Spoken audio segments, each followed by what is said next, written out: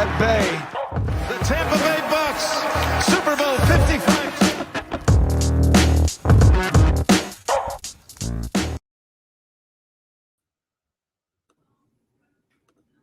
Hello and welcome back to the Bucs Banter podcast. We are coming at you with some Friday night banter. Weren't available for our usual Monday evening live show on Bucs Report, so we're happy to catch up on some items tonight. It's a two-man show. I am your host, as always, Collin Hallboom, and I am joined by my co-host, Captain Ron Scott Capron. What is up, my friend? Oh, bud, just a few things to talk about over the past week in the NFL, I would say, and it's a holiday. It's a long weekend up here, up in Canada, so we're vibing. Let's get into it. Yeah, man. I'm feeling a little emotional. I actually just watched this special called Northern Ties through TSN. It's on because for the first time in a long time, Canada has some legitimate skill position players. So it's a documentary on Chase Claypool, Chuba Hubbard, and Javon Holland. It's really cool. It's great. Previews, it looks really good. They all seem like kind of interesting, different dudes too. I don't know much about them, but yeah, good dudes. Yeah. All with really cool stories. I didn't know a ton about Javon Holland's upbringing, so that was cool to hear about. His old man was a real player. Yeah, so that was pretty cool. But we don't have too long tonight, so we might as well get into it. I don't want to bore away our American friends with our Canadian patriotism. Imagine if just Americans were just like, yeah, man, we got another American in the league, and just super proud. Well, a little bit different, but hey, it's big. It's big for us, okay? Yeah, we're out here bragging. They're skill position players too. Yeah. Be like in the NHL if a Canadian got drafted. Did you see the guy from Toronto got drafted to the NHL? Wow, rarely seen. But yeah. We're pathetic. Coming off the top though, we have some breaking news. Russell Wilson is going to be out 6 to 8 weeks. So a huge hit to the Seahawks, obviously, especially coming off that tough division loss at home last night. Did you see it? Were you watching? Oh, yeah. And I thought for sure. Yeah. And hey, Fox, can we just show it the one time? I don't understand who is in the truck saying, yeah. One more. Wait, did you get the angle from the left this time of the screwed up knuckle? It doesn't make any sense to me. Anyways, when they showed it after the initial thing, I thought for sure he hit Donald's helmet just because that happens all the time. It was really just kind of his shoulder pad or something. Yeah. Just there's so much torque coming. It just kind of clipped the end and it just boom. Yeah, I could totally see how it could happen. I've only ever seen those fingers or even a wrist, and when you hit someone, quarterback follows through and hits the helmet. But that was bad right away, man. Bad right away. You see him, he's on the sideline, he's just gripping a tennis ball just to see if I don't know if that's to try to get it back into place or whatever.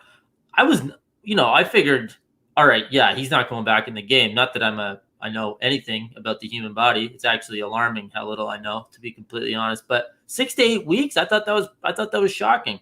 Especially when the opposing quarterback's just popping his back in and going out there and playing. But that just shows you, fingers are weird, man. Obviously, it depends on the type of break. Russell Wilson's not a softie. Yeah, this was a sprained tendon or something, I guess. But, wild. Yeah. And you said, hitting the shoulder pad, you're right. You expect the helmet to do it. But I almost wonder if the fact Aaron Donald was wearing shoulder pads actually saved Russell Wilson from the injury being worse. Probably cushioned the blow a bit as opposed to just hitting a complete block of granite, which is what he would have hit had he just hit Donald. But exactly, brutal. And so they're gonna. Although, as I say that, I was just about to say we can write Seattle off almost. Geno Smith was frisky. That was exhilarating watching that touchdown drive last night. That was so fun to watch, and I couldn't help but think of coaches are always next man up. You always be ready to play. It's that's such bullshit. Yeah, you have to say that obviously, but to actually mentally do it, to get to that spot and then go out there, it's oh yeah, the only way I play is if our star player gets hurt and can't go back in the game. It's yeah, right. I'm going to be locked in. He looked ready to go. He was so smooth, super comfortable running the offense, scrambling a couple times for a first down. That was so fun to watch. super impressive. Like Yeah. 4 years removed from his last like meaningful snaps in a game. Unbelievable. Yeah. I mean, we were texting obviously when that happened, and you just said like that was incredible. 4 other group chats I'm in, people like genuinely happy for Geno Smith. Like it was just like this weird renaissance where like you could tell no one would have cared even if Seattle won the game. They were just happy to see what he did out there. It was just kind of an interesting third or fourth quarter, I suppose. Yeah. Well, he's an underdog. Backup quarterbacks are underdogs. We like that. It's true. But forgive me if I butcher your last name, Christian, but Christian Akpuzor coming in on Facebook. Probably butchered it. My bad. I'm sure there's some silent letters in there. Says that's crazy. Who y'all think they'll sign? Cam is ready. I don't see it. I think they're gonna just like Russ will be back. You know, if they say 6 to 8 weeks, I could see Russ being back in 4 to 5. And then by the time they sign someone and try and get them familiar with the offense, I have a lot of trouble believing that player is going to provide them a better chance of winning than Geno Smith, who's been in the system, clearly knows it well, like we're talking about. Yeah. So it's an interesting suggestion, Christian, but I don't see it. I don't see it happening. I do think, and you know, you don't want to overreact too much to one performance, but I think just the way Geno looked last night would have given some comfort to the organization to say, all right, well, you know, maybe he can go out there and just stem the tide. We can go 500 and try to get hot at the end of the season. Just from what he did last night. But you know, if he was a disaster and looked totally uncomfortable, like he understandably hasn't played in an NFL game in however long, maybe Cam is on the next plane to Seattle today, right? Like that would have been super feasible, but I don't see it. I would have sooner. You're right, Cam. You're right. Geno Smith performing that way, the Geno Smith game, probably had a big effect our grandkids about.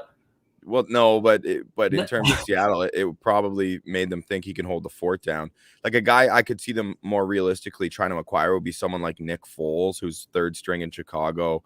Yeah, proven resume, smart guy, could pick up the offense pretty quickly, and at least has more of a reliable arm than Cam Newton, because you want to get the Seahawks want to get the ball out to those guys. So, just my thought. Christian comes back, Bucs fan in Dallas, Texas, so I'm good. Right on, man. We love that Bucs fans are all over the globe. We are Canadians, Christian. So happy to have you joining us for the first time, my guy. Thanks for chiming in as well. We'll be here for the next 50 minutes or so. Christian, that must have been a fun week one for you with your team beating your home city's team on the Thursday nighter there. So, yeah, that's pretty sweet. Some bragging rights in the office or wherever you work. Or wherever. If you work. Yeah. But yeah, interesting. Big win for the Rams. They obviously look like they can acquire victories against quality opponents in different ways. I don't know if you have any other thoughts on that game before we get into catching up on some. I have a lot of thoughts actually, because I think it really crystallized. I mean, let's at least by definition or perception, those two teams were Super Bowl contenders going into the season, or at least threats, maybe not top of the line with Seattle, but I think everyone kind of had them penciled in as a playoff team. But Pete Carroll can't coach. He's under a rock, and I feel like he's still riding off the coattails of the time that he jumped into a play during a USC practice, and like Snoop was there, and everyone thought it was really cool because he was super energetic, and also the fact that he won a Super Bowl with one of the best defenses ever, plus Russell Wilson at quarterback. You know, when Wilson left the game, I think he had 15 pass attempts last night. It's just such an archaic, prehistoric offense. It's hard to watch. They don't let him do anything until they're losing. And it's just so funny to contrast it with the other side of the ball, who are, you know, the coach in the same division that's half of his age. Now, I thought McVay and the Rams were awful in the first half, super conservative. You know, I saw a tweet, I think it was Warren Sharp, saying they may as well just punt on third down because that's what they're doing. And then in the second half, they basically abandoned the run. They let Stafford fling it.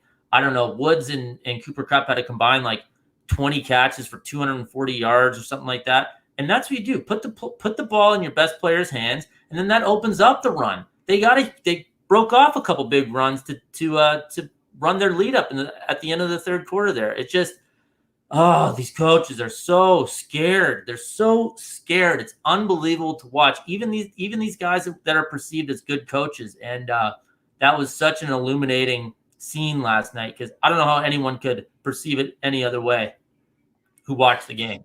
It's funny because in real life, a reputation takes years and years to create, but only a moment to lose or ruin. But in the coaching world, you're right. There's so many coaches who seem to have credibility that just can't be damaged for their on-the-field decisions, and it's more about their name.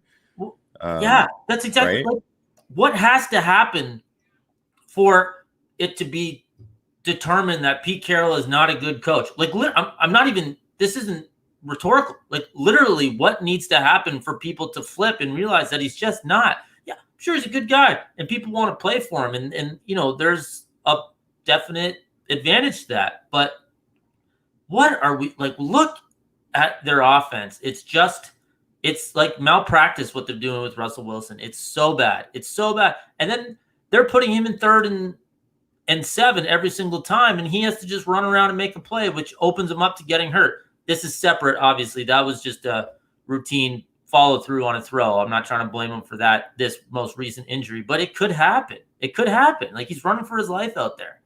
For sure. Looks like we have a couple people in the chat who want to talk some Bucks. I think we should catch up. We have not.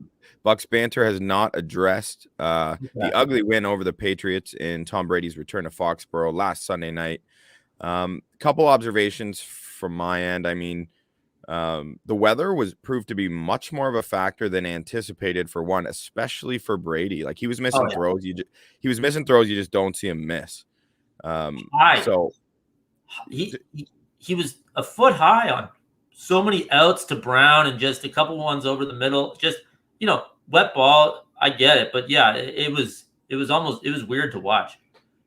For sure. And like, he's so good. He still managed to play just fine, but I'm really looking forward to seeing him get into some nice Tampa weather this weekend versus the Dolphins.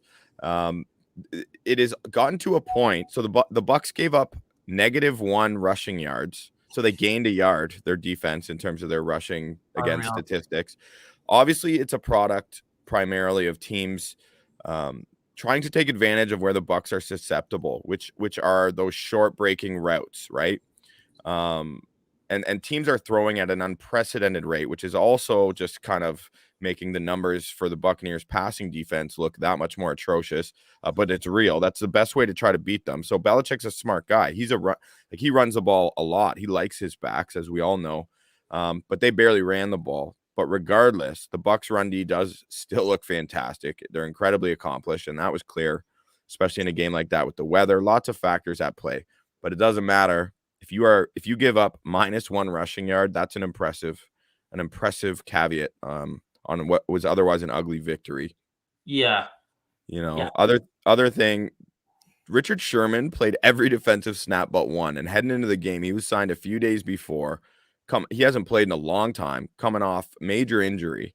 So, of course, Mac Jones and Belichick and those guys, McDaniels, they were targeting Sherman. So maybe it looked a little like, oh, his guy's catching the ball. I am blown away, impressed with how Richard Sherman managed to hang in there and play fine. He played really well. I'm excited to see him get some more time under his belt. Just to be able to do that in itself at the NFL level, I thought was incredible. Yeah, they definitely picked on him a bit, and like you said, New England was throwing the ball on almost every down. I think Mac Jones had 21 straight completions, but it was all short stuff. Not to take away from it, but to add to that cliche. It was effectively just a run play. A lot of what they were doing, like with their passing game, right? Just getting the ball out and quickly, because he wasn't throwing down the field at all. I think the one time he threw over 15 yards as a depth of target was picked. So like, it was you're right. You're right. I think it was even 10 yards or something ridiculous. So like, statistics, you got to take everything with a grain of salt. To say that their pass, like their secondary got torn up, is a little bit misleading, I would say, given what New England was trying to do. But they still did it, and it's still impressive to complete that many passes in a row against anyone. But at the same time, they only scored 17 points, right? So you know, I don't know. Like I was with you on Sherman. I thought, they definitely went after him. All in all, I thought he was okay.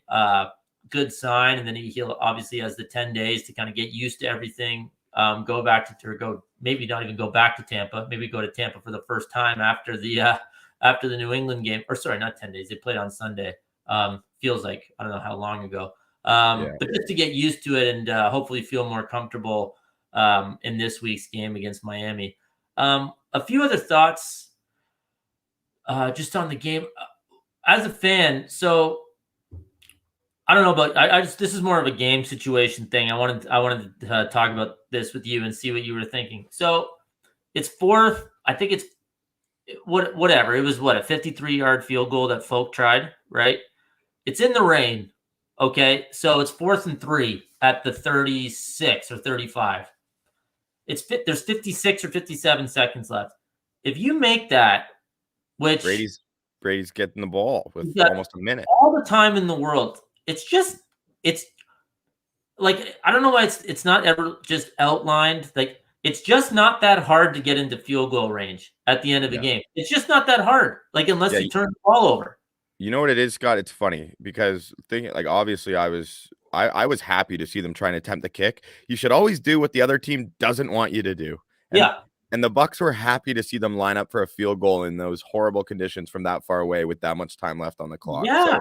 So Bill deserves all the credit in the world for his accomplishments, but like you said, man, he's still an employed coach right now, and he still needs to make decisions that are best for his football team. I mean, Folk almost made it, but again, the game wouldn't have been over. Not even close. They had all the timeouts in 55 seconds, and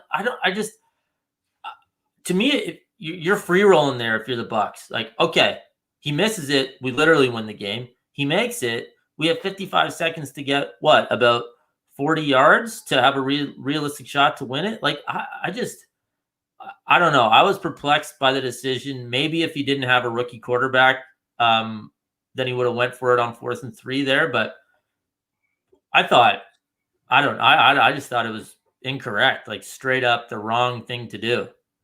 And now I want to flip the script and I want to get your opinion. So I found, and I find obviously, like you with Michigan basketball, like you can acknowledge you can still be pissed off at a call and know you're being a little bit biased, right? Like I feel like we do a pretty good job of being aware of our bias and trying to be objective. Yeah. I found the officiating, some of those calls to be horrendous and in the Patriots' favor to help them march the ball down. That PI was a terrible call. That was Jordan bad. Whitehead. That was atrocious at that point in the game. That was ridiculous. So that I was fuming. Like I did not think the Bucs were going to win the game at that point, to be honest with you. I was prepared for us to be 2-2 heading into this week 5 matchup with the Dolphins. And to be fully transparent, I was as big a Bucs fan as anyone. I had a lot of money on Tampa on the money line to come in there. So yes, I was also quite furious at that call. And sorry, passing it's too much. Just chuck it down the field on every down. I'm not even kidding.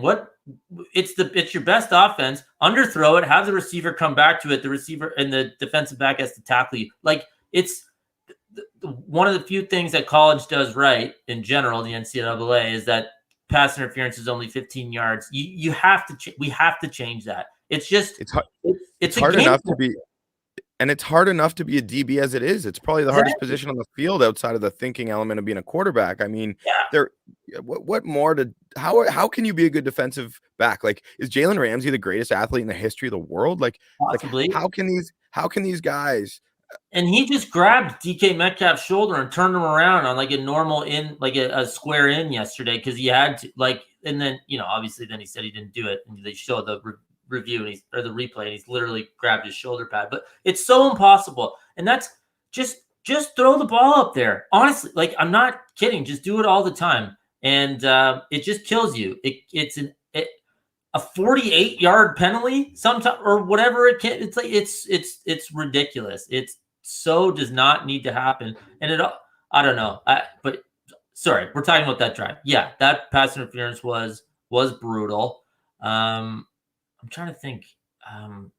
Anyway, they got away. They got away with one. It was ugly. They got away. Not without a couple battle wounds, though.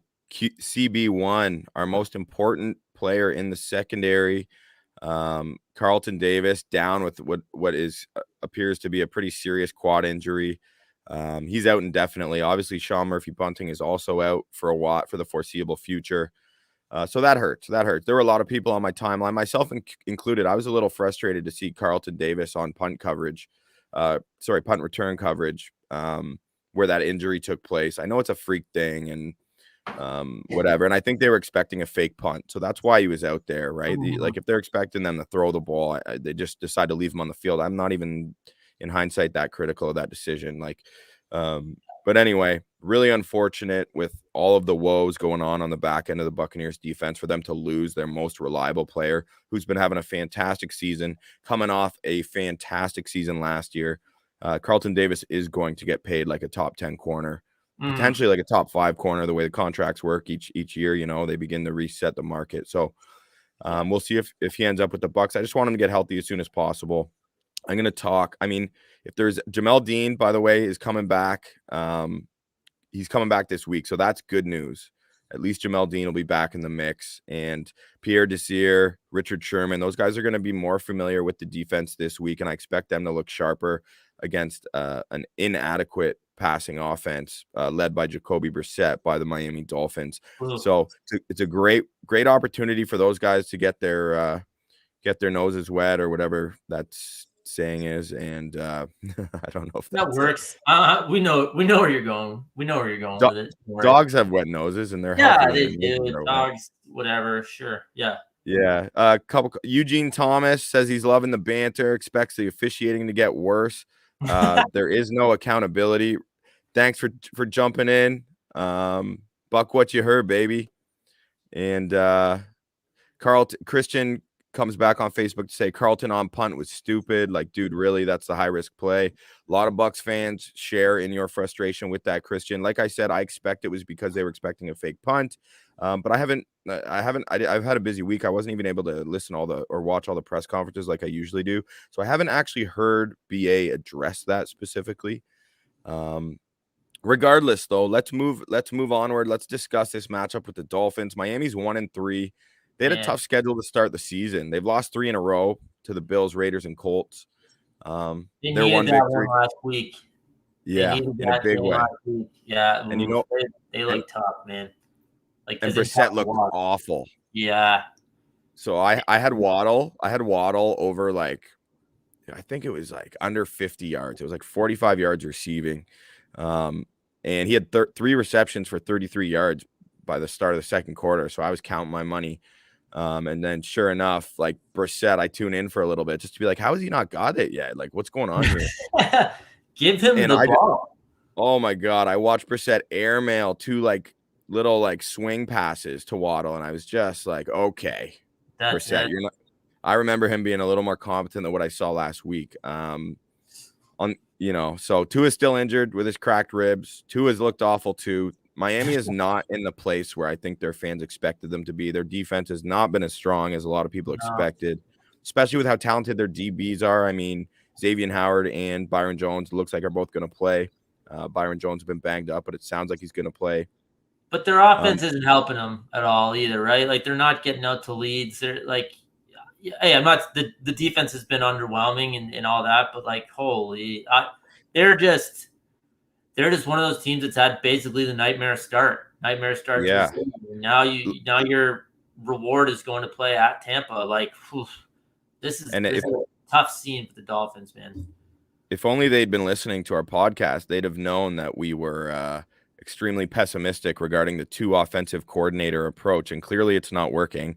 They're 30th in the NFL in passing yards per game and 28th in rushing yards per game. So, like you said earlier, I'm curious if they thought about throwing 2 quarterbacks out there at the same time, just some sort of solidarity with the coordinators. Yeah, it's tough. I can't imagine they can keep going on with this whole scenario for very much longer. I don't know.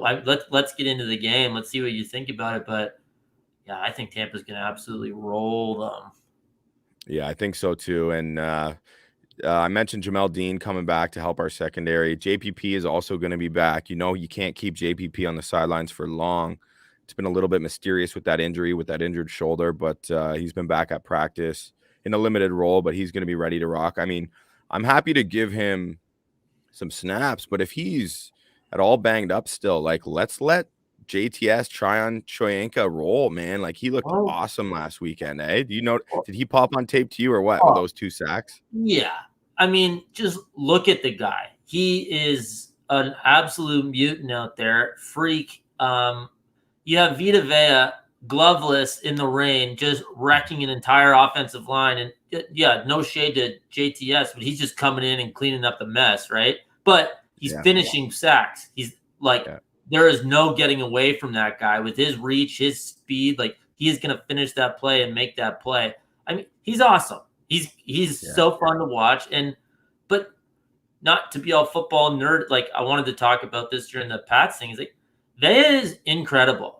That value that he has to just eat linemen and then let someone else come and get the quarterback, like, it takes pressure off your DBs, right? Because they have one less second to have to cover for, one less second for a route to develop. All of that. It's just it's fun to watch. I don't know, with the way Brissett has been looking, just not that he was ever super mobile or anything like that, but it might be a long day for the Dolphins, man.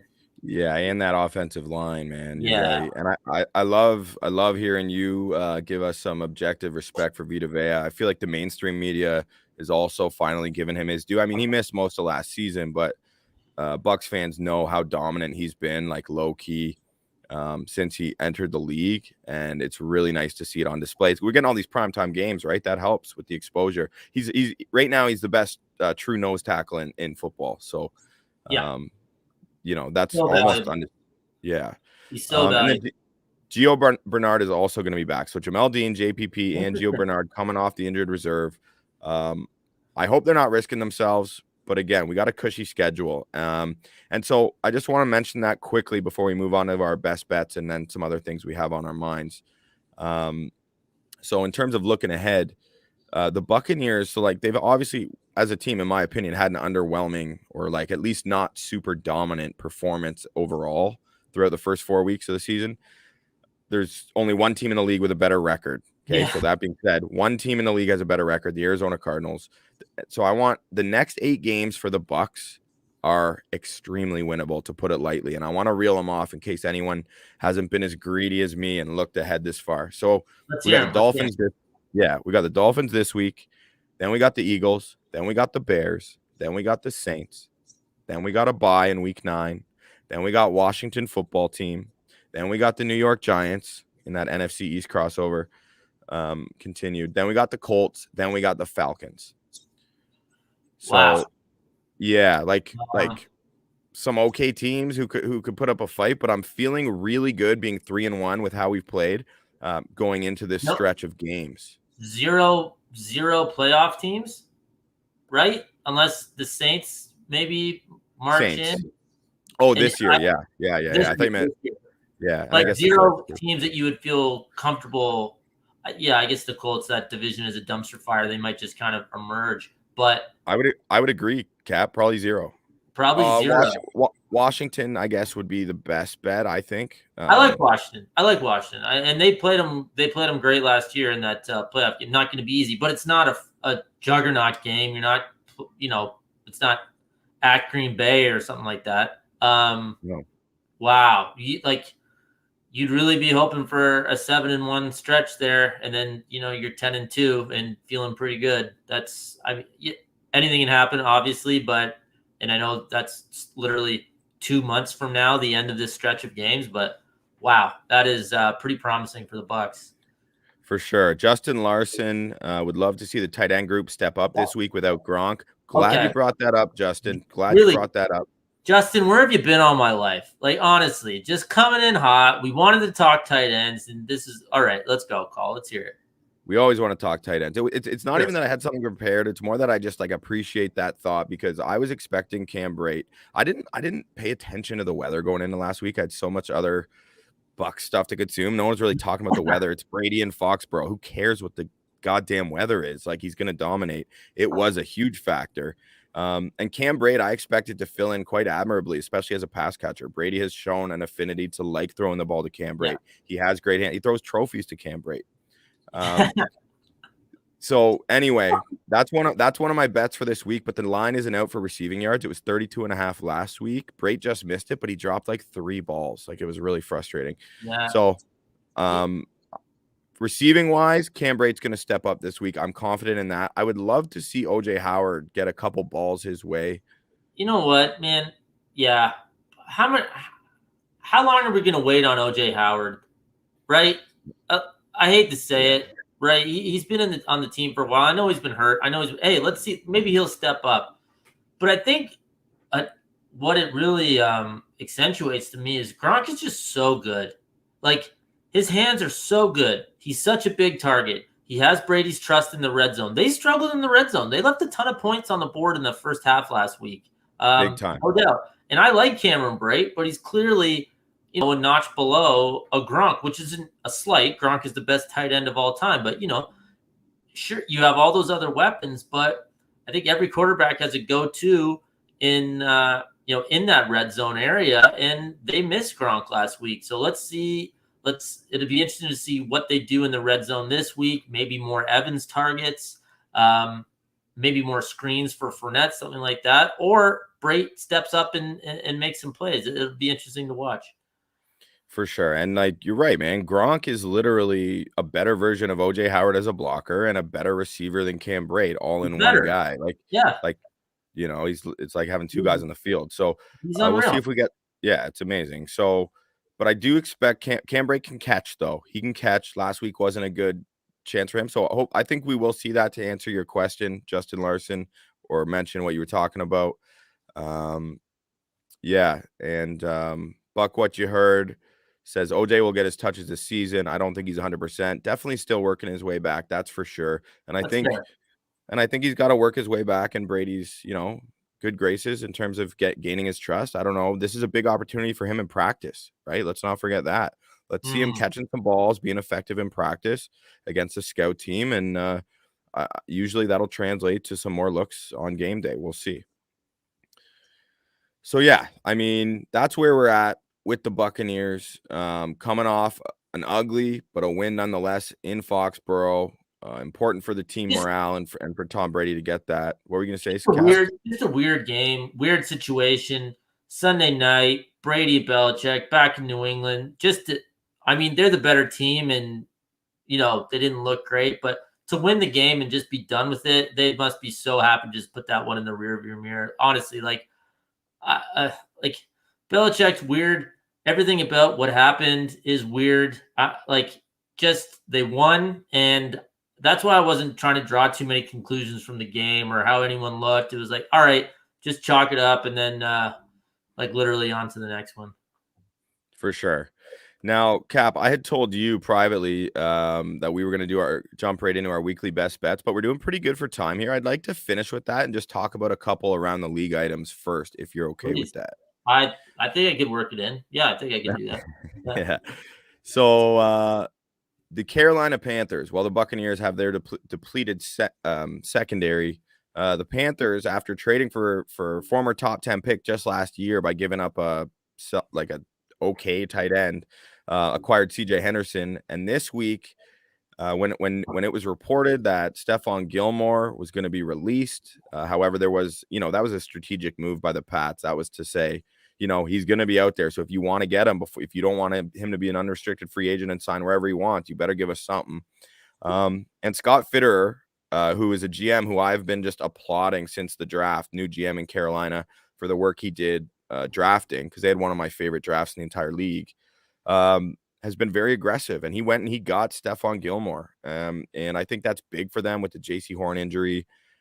Sucks Gilmore's in the division. He's coming back from an injury too. And I still just, I'm not too worried about the Panthers at this point. But as we've talked about, you and I both, Scott, we're pretty big on Carolina this year. We were big on them coming into this year. We suggested taking them at plus 550 to finish second in the NFC South, which is looking really nice right now.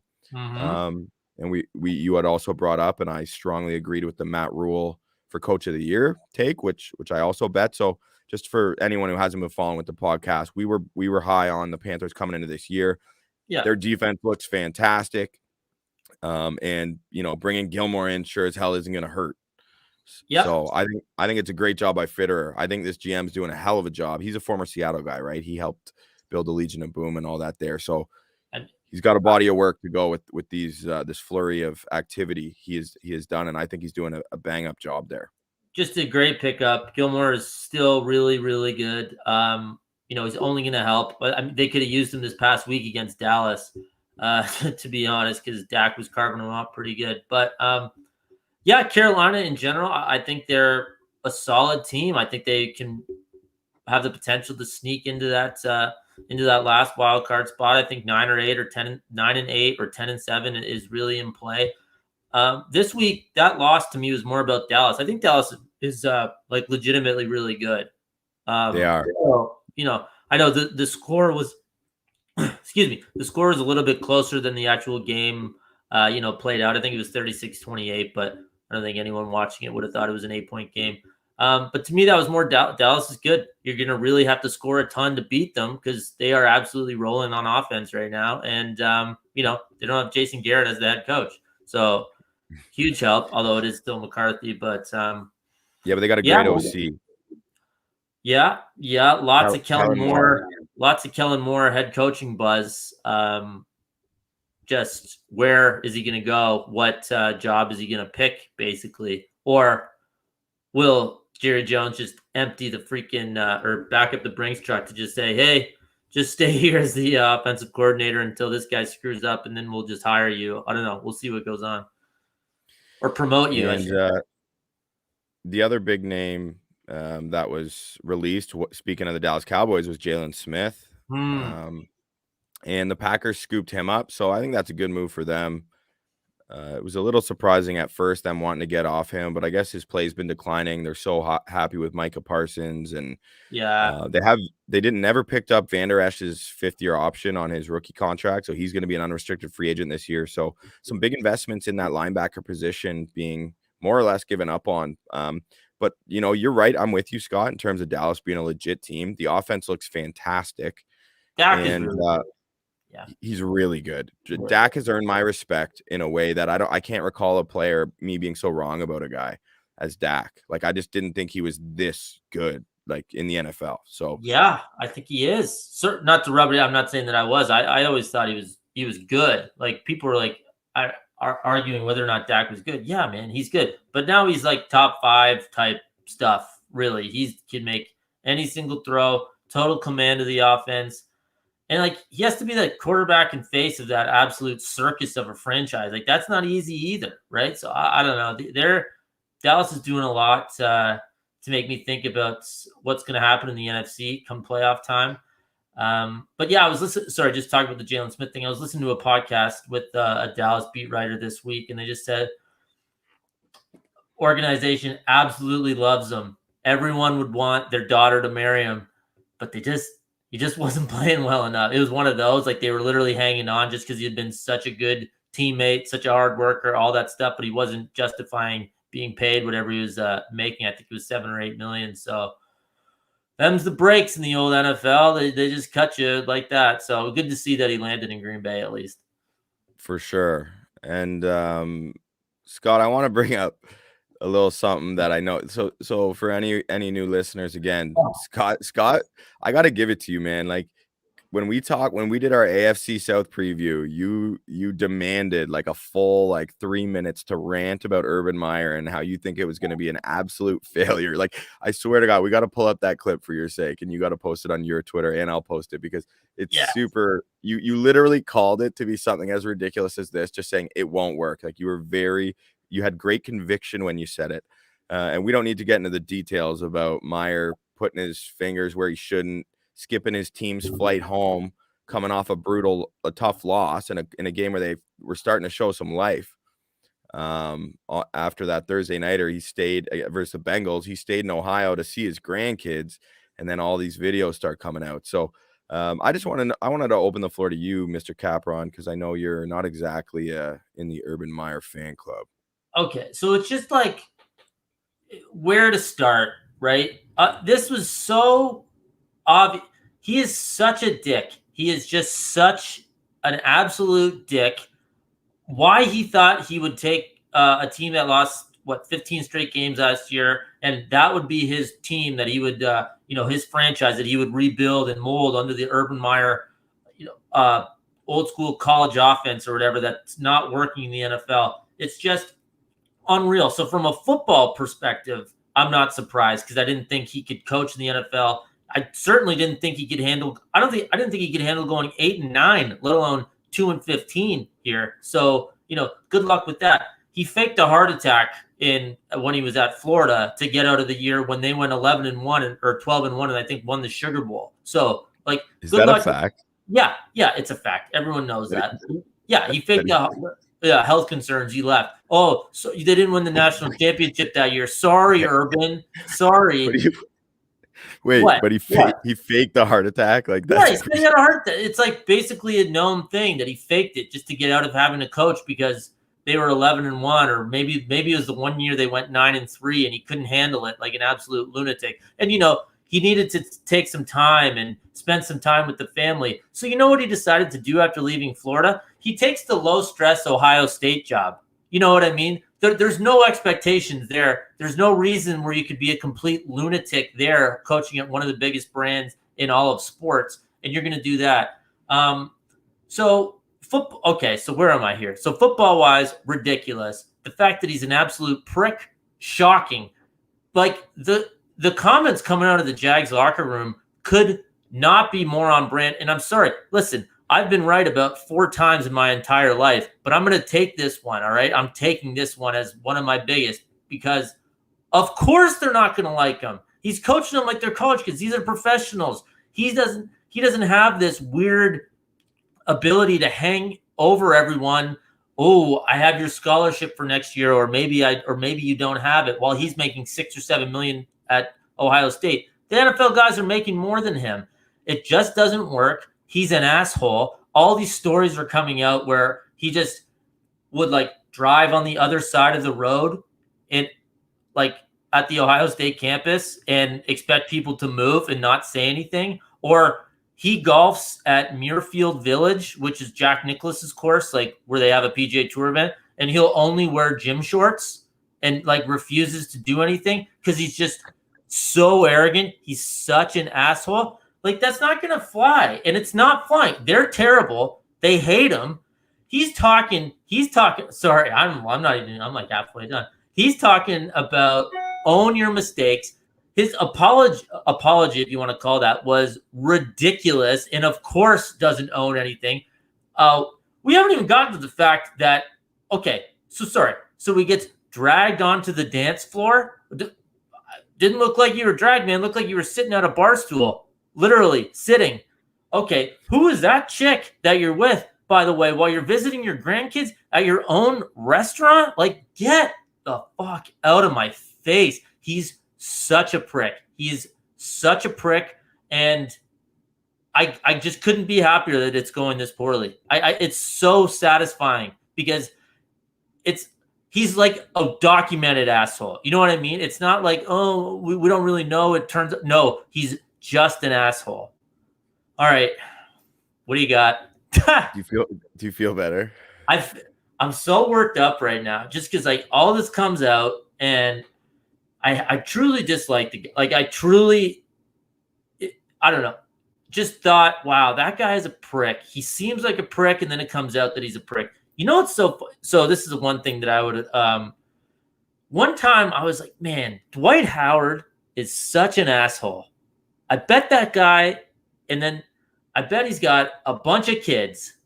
And then you Google Dwight Howard, and he had 6 kids from 5 women, and there's this whole redemption story, and it was just okay, fine. The vibe that he's given off is actually true. Entitled, arrogant guys getting what's coming to them. I'll never not, get this weird amount of satisfaction from it. It's so gratifying to see. Anyways, I always hated Urban Meyer. All right. I just thought he was a prick. And then he goes to Ohio State. So, he could be the next Mother Teresa, and I would still hate him in that case. But to know that he actually is one, all this stuff coming out, he's getting what's coming to him. faked a heart attack. Like, get out of my face, man. Honestly. Okay. All right. I might need a Gatorade here. Looks like we're out of time, folks. No, wow. I'm just kidding. That was an hour. No. I'm joking. Come on, that's pretty big. No, that was a strong rant, Cap. That was a strong rant. Where do you think? I mean, you've got thoughts. I think I was a little more I don't want to say I was defending him and I will give you that. Like I said off the top here when I introduced this piece of information, because you were very passionately against Urban Meyer coming into the NFL, and you didn't think it would work out, and you said I don't think he's going to last long at all.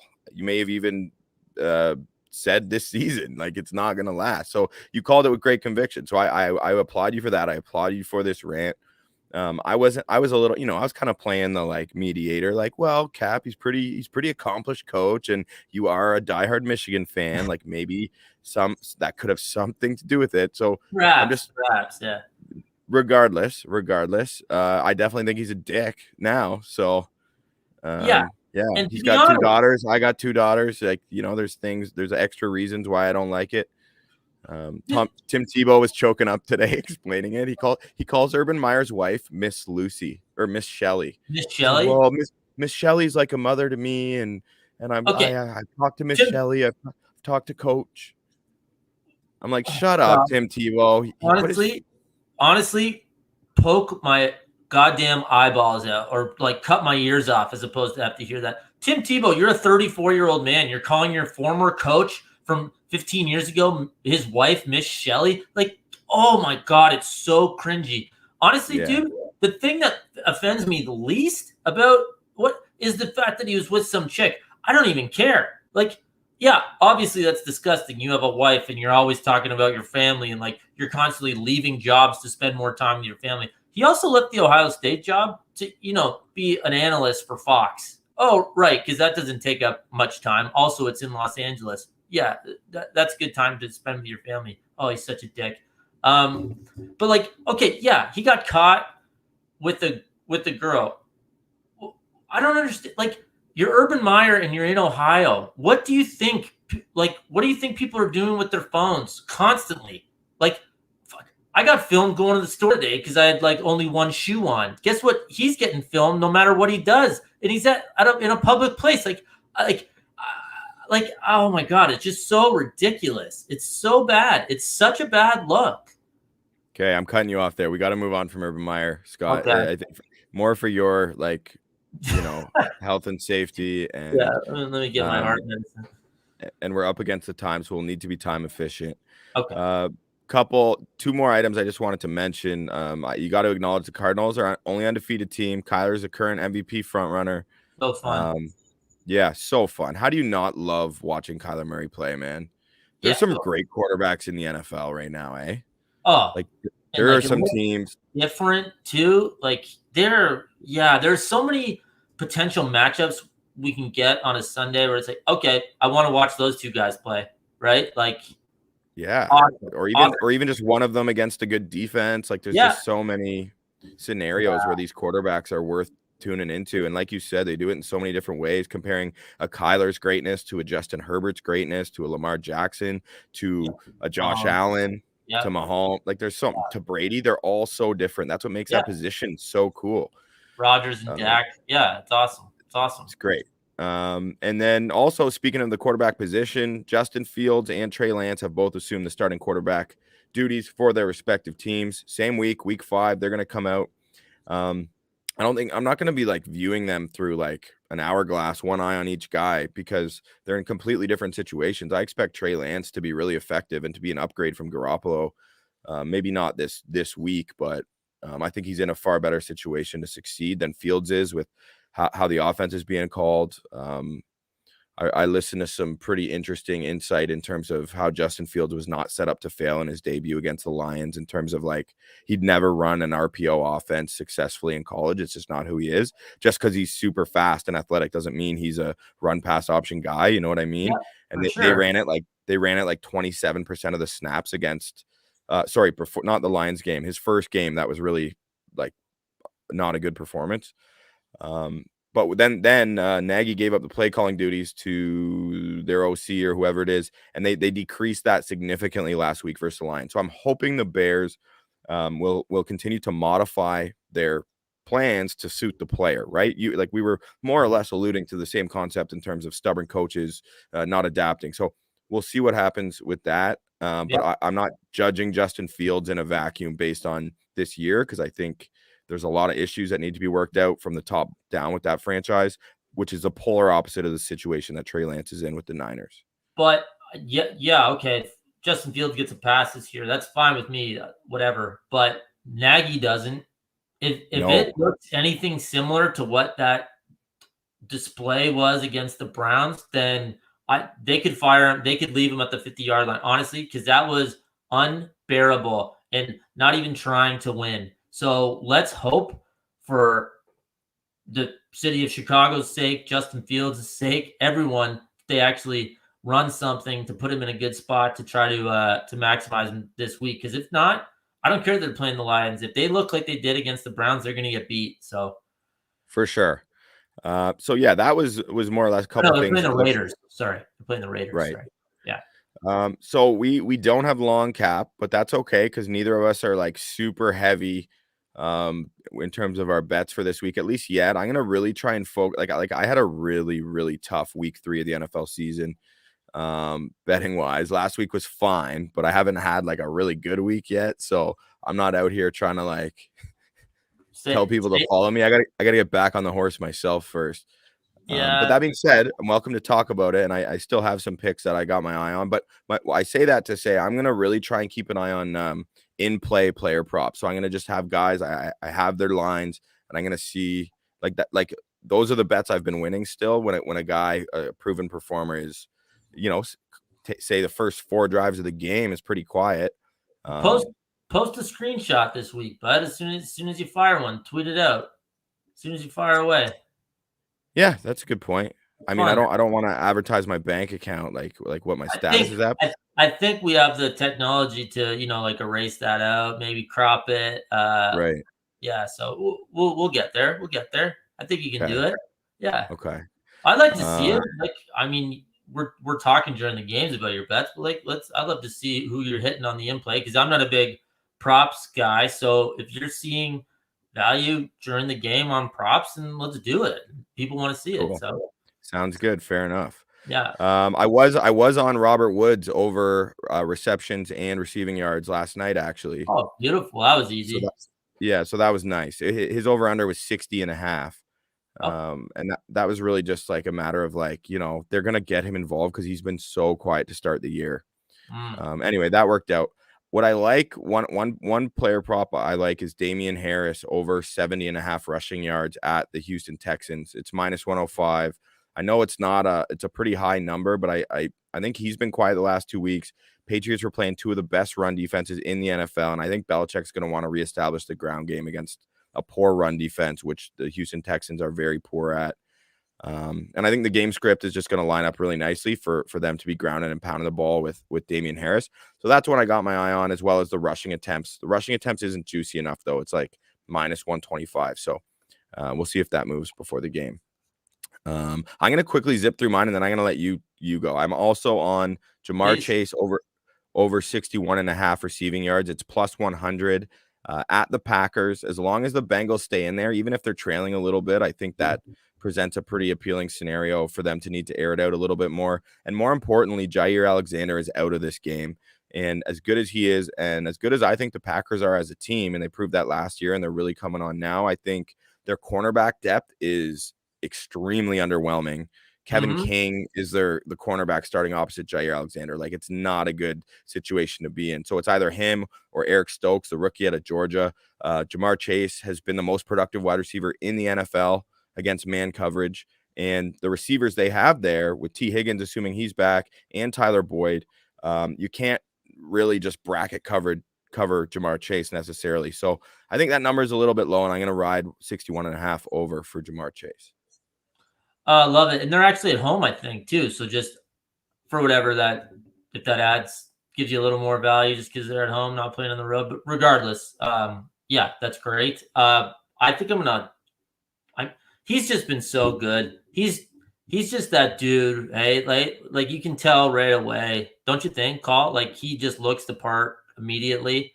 Him and Yeah, I Burrow. mean, yeah, you know how I think, how I Yeah, feel about Jamar but Chase. Like, I hope he's met your expectations so far. Like he has for me. I think he's been fantastic. He's awesome. He's so fun to he's watch. amazing. He's gonna be like, I don't know. I foresee what I told Bo when we were talking is we were just talking about guys. We're like, who is Josh? Bo was saying Josh Gordon's like talent wise, not production wise or anything like that, folks. Just like the type of player. He's like a blend between Josh Gordon, between Mike Evans and Godwin, which was kind of a cool like Wow. suggestion by Bo's part. And then he was mentioning Jamar Chase, and I thought like Jamar Chase, prime OBJ, like Odell Beckham Jr. is more the type of receiver I see Jamar Chase as.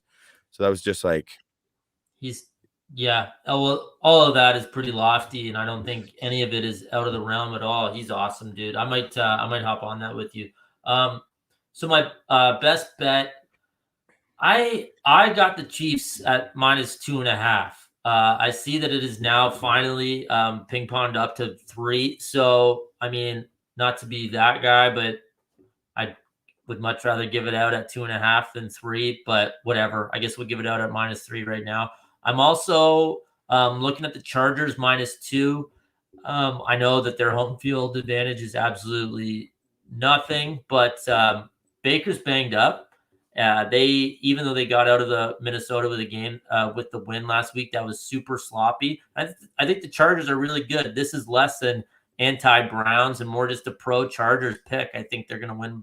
I think they're going to handle them. Good game. Like the Browns, if they go in there and lose 28-24, that's not going to change my opinion at all of Cleveland. But yeah, I like the Chargers there. And then the last one, I'm gonna go back to the Daniel Jones at 28.5 rushing yards. I'm gonna take the over.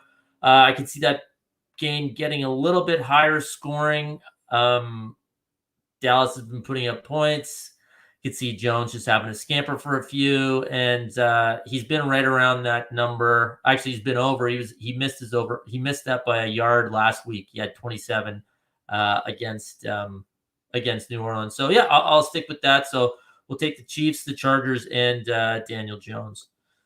awesome. Love it. What do you think of, I'm for some reason feeling like the Jets are gonna win outright in London with no Calvin Ridley versus the Falcons.